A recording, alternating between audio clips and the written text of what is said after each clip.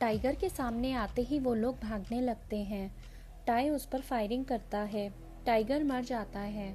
सामने से एक टाइगर और आ जाता है।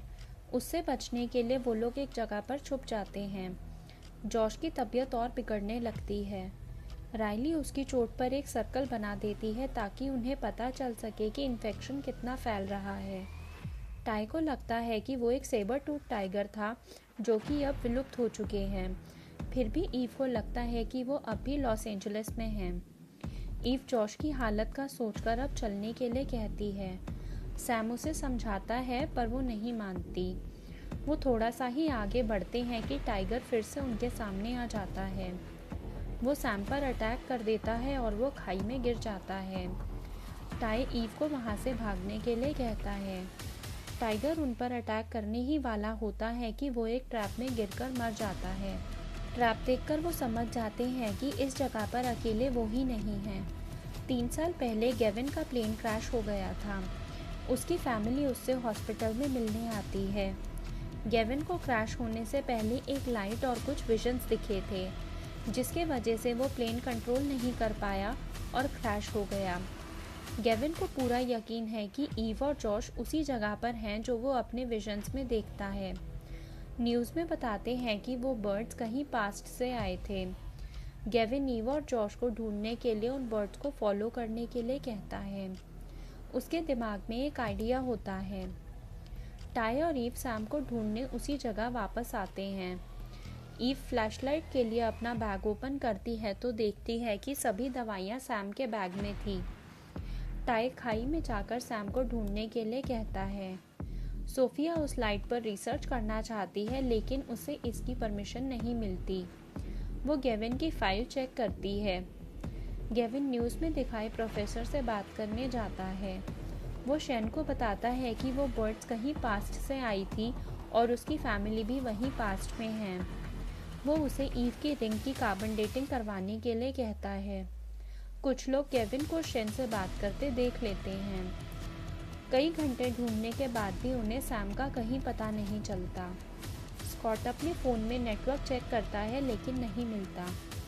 मैरीबेथ सभी कार्स को स्टार्ट करके अपना फ़ोन चार्ज करने की कोशिश करती है लेकिन कोई भी कार स्टार्ट नहीं होती। तभी उसकी नज़र एक कार पर पड़ती है। वो उसकी नंबर प्लेट चेक करती है। उसे डिक्की में रखे ड्रग्स भी दिख जाते हैं। वो उस कार के ओनर के बारे में वेरोनिका से पूछती है। वेरोनिका उसे लिली का ध्यान रखने के लिए कहती है ताकि वो एरन की बॉडी ढूंढ सके। उन्हें सैम मिल जाता है। उसे काफ़ी चोट लगी होती है। वो चल भी नहीं पाता। सैम ईव को जॉश के पास जाने के लिए कहता है। वो उसे दवाई की डोसेज भी बताता है लेकिन ईव उसे छोड़कर जाने से मना कर देती है। वो दोनों सैम को लेकर चलना शुरू करते हैं। स्कॉट के हाथ में शॉवल देखकर वेरोनिका उससे मांगती है ताकि वो एरन की बॉडी ढूंढकर उसे दफना सके। स्कॉट उसे वुल्फ्स का हंटिंग पैटर्न बताता है। वेरोनिका उसे अपने साथ चलने के लिए कहती है। टाई की तबीयत भी ख़राब होने लगती है। ईव उन्हें थोड़ा रेस्ट करने के लिए कहती है। सैम ईव को समझाता है कि जॉश का इन्फेक्शन अब बढ़ने लग गया होगा तो वो उसके पास चली जाए। टाई प्रॉमिस करता है कि वो सैम को अपने साथ क्लियरिंग ले आएगा। ईव चली जाती है। जॉश का इन्फेक्शन बढ़ने लगता है। जॉश दर्द से बेहोश हो जाता है। तभी ईव वहाँ पहुँच जाती है। वो जॉश को मेडिसिन दे देती है। टोनी अपनी कार ठीक करने की कोशिश करता है। मैरीबेथ टोनी और बिली से लिली का ध्यान रखने के लिए कहती है। एडम सोफिया को बताता है कि उसके लोग गेविन को फॉलो कर रहे हैं। सोफिया को लगता है कि गेविन और उस लाइट के बीच में कुछ कनेक्शन है। एडम के एजेंट्स उसे गेविन के बारे में इंफॉर्मेशन देने आते हैं। गेविन को अपने विजन में ईव भागते हुए दिखती है। इसे उससे उसके विजन के बारे में पूछती है। गेविन के पास शेन का कॉल आता है। वो गेविन को बताता है कि किसी ने ईव की रिंग चुरा ली। गेविन शेन के पास जा ही रहा होता है कि होमलैंड सिक्योरिटी के एजेंट उसे अपने साथ ले जाते हैं। राइली ईव से सैम के बारे में पूछती है। ईव उसे सारी बात बताती है। राइली को गुस्सा आ जाता है कि वो सैम को वहीं छोड़ आई। टाई अपनी ख़राब तबीयत की वजह से सैम को ज़्यादा दूर तक चला नहीं पाता। सैम उसकी बीमारी के बारे में पूछता है लेकिन टाई कुछ नहीं बताता। वो उसे सजेस्ट करता है कि वो क्लियरिंग जाकर हेल्प लेकर आए। तभी उन्हें कुछ आवाज़ सुनाई देती है। वहाँ लूकस होता है। वेरोनिका और स्कॉट को एरन कहीं नहीं मिलता। स्कॉट वापस चलने के लिए कहता है लेकिन वो नहीं मानती।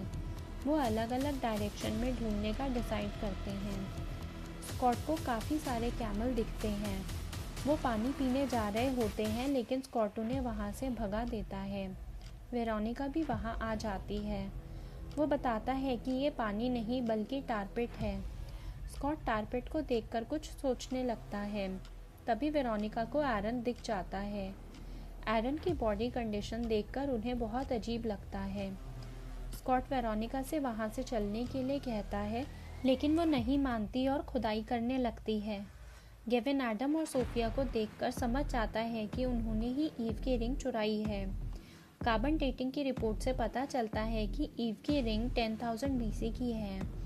एडम गेविन से कुछ सवाल पूछने लगता है। गेविन बताता है कि वो पिछले 3 साल से पास्ट की जगह अपने विजन्स में देख रहा है।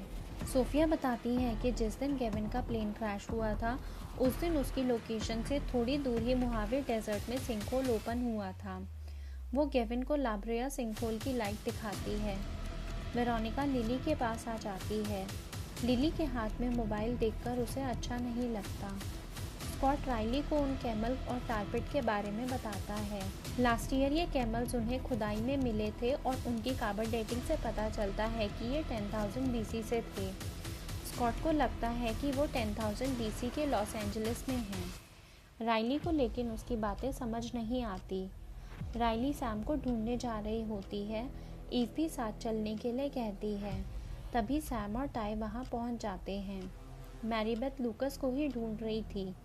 वो एले उसकी ड्रग डील कैंसिल करवाने आई थी। लूकस और उसमें बहस होती है। मैरीबेथ टोनी को बताती है कि लूकस उसका बेटा है। जॉश को होश आ जाता है। सोफिया गेविन को एक प्लेन दिखाती है जो कि स्पेशली डिज़ाइन किया गया है सिंकहोल में जाने के लिए। वो रेस्क्यू मिशन के लिए गेविन की हेल्प मांगती है।